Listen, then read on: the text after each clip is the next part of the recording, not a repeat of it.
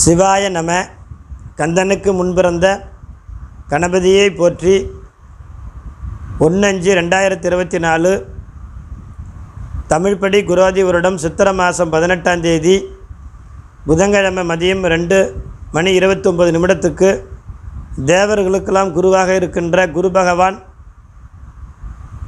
மேசராசியிலிருந்து ரிஷபராசிக்கு இந்த ஆண்டு பயிற்சி அடைகிறாரு. விருச்சக ராசிக்காரர்களுக்கு பெருமூச்சு விடக்கூடிய நிம்மதியான காலங்களாக இந்த ஆண்டு அமையும். ஏன்னா 6ஆம் இடத்துல குரு இருந்தார். இந்த 6ஆம் இடங்கிறது ரண ருண எதிரி கடன் வழக்கு வியாதி ஸ்தானத்தை குறிக்கக்கூடிய இடத்துல குரு இருந்தார். மறைவு ஸ்தானம்னு பேர், சகட யோகம்னு பேர். வண்டி சக்கரம் சொல்கிறது மாதிரி ஒரு நாளைக்கு மேலே இருக்கும், ஒரு நாளைக்கு கீழே இருக்கும். இந்த மாதிரி தான் இவர் வாழ்க்கை ஓடிக்கிட்டு இருந்துச்சு.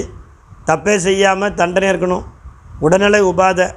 ஏன்னா ஏப்ரல் மாதம், இது டிசம்பர் மாதம் போன வருடம் 20ஆம் தேதி சனி பெயர்ச்சி வந்துச்சு.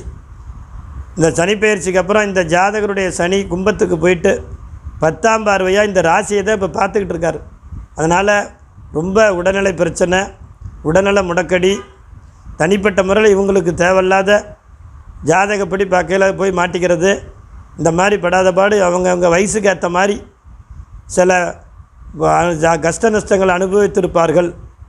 இப்போ 7ஆம் இடத்துக்கு குரு வராரு. இந்த குரு பார்க்கின்ற ராசிகளில் கன்னி ராசியை பார்த்தோம், அடுத்தது விருச்சக ராசி. இந்த விருச்சக ராசியை பார்க்குறதுனால, இந்த விருச்சக ராசியை குரு 7ஆம் பார்வையாக பார்வையிடுறதுனால குரு பார்க்க கோடி நன்மை.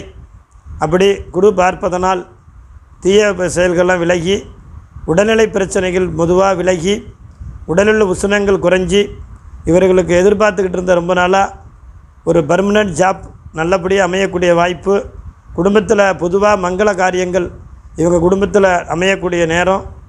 இந்த ஜாதகருடைய கிரகப்படி மூத்த சகோதரர்னு சொல்லக்கூடிய இந்த ஜாதகருடைய அண்ணன் அக்காவாக இருந்தாங்கன்னா அவங்களுக்கு நல்ல வேலை, திருமணம் ஆகாமல் இருக்கிறவங்களுக்கு மூத்தவங்களுக்கு அவங்களுக்கு நல்லபடியாக திருமணம் அமையக்கூடிய வாய்ப்பு, அவங்களுக்கு புத்திரஸ்தானாதிபதி தடையாக இருந்ததுன்னா புத்திரர்கள்னு சொல்லக்கூடிய அமையக்கூடிய யோகம், வேலை வாய்ப்பில் அவங்களுக்கு எதிர்பார்த்துக்கிட்டு இருந்த நல்ல வேலை, ப்ரமோஷன், வெளிநாடு யோகம் இந்த மூத்த சகோதரர்களுக்கு அமையும்.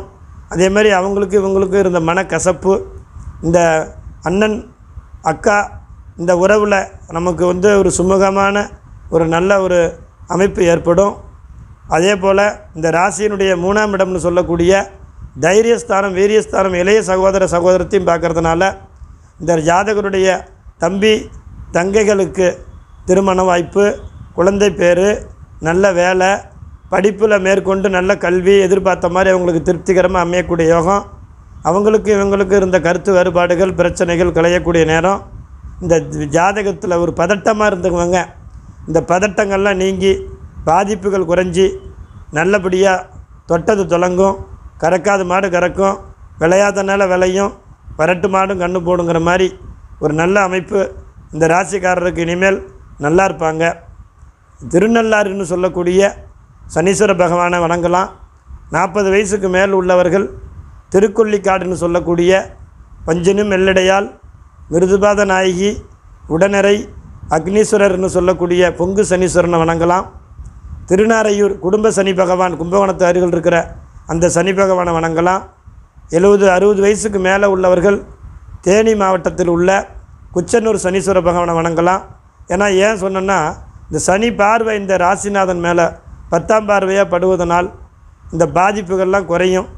அதே போல் வைத்தீஸ்வரனுடைய ஆலயமான செவ்வாய் பகவான், அந்த செவ்வாய் பகவான் சொல்லக்கூடிய வைத்தீஸ்வரநாதன் தையல் நாயகி, அதில் போய் அவங்க அந்த ஆலயம் சென்று அவங்கள வணங்கிட்டு வரும்போது இவங்களுக்கு வெற்றி உண்டு.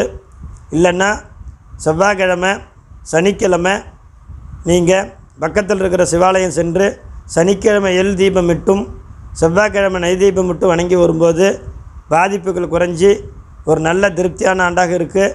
இது பொது பலன்தான், நீங்கள் பயப்பட வேண்டியதில்லை. ஏன்னா ராசிப்படி சொல்கிறோம்.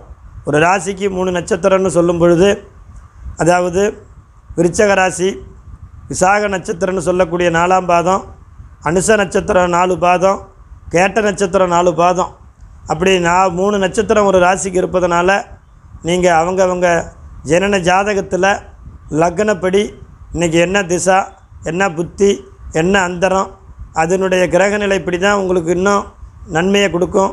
அதனால் பாதிப்புகள்லாம் ஒன்றும் பண்ணாது, பயப்பட வேண்டாம். இந்த ஆண்டு இனிமையான ஆண்டாக தான் இருக்கும். கோச்சாரப்படி சுபம்.